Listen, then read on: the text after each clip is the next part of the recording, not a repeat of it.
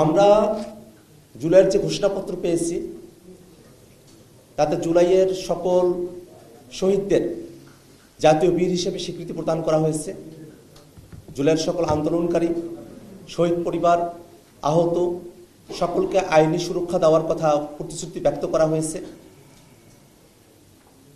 এই ঘোষণাপত্রের মধ্য দিয়ে রাজনৈতিক দলগুলোর তরফে আবারও প্রতিশ্রুতি ব্যক্ত করা হয়েছে যে বাংলাদেশ একটি বৈষম্যহীন, দুর্নীতিমুক্ত, ফেসিবাদ মুক্ত একটি রাষ্ট্র কাঠামো আমরা পাব।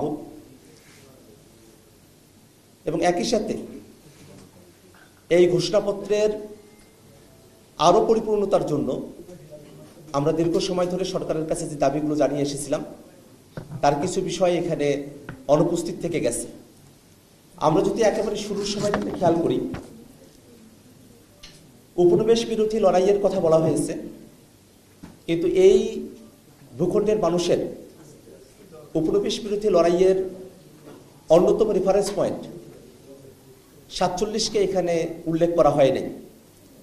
আমরা মনে করি যে বাংলাদেশের এই ভূখণ্ডের এবং একটা সার্বভৌম রাষ্ট্র পাওয়ার পেছনে 47, 71 এবং আমাদের 24-এর যে আন্দোলন, তার সকল কিছুর একটি সম্মিলন এই ঘোষণাপত্রকে আরও সমৃদ্ধ করতে পারত।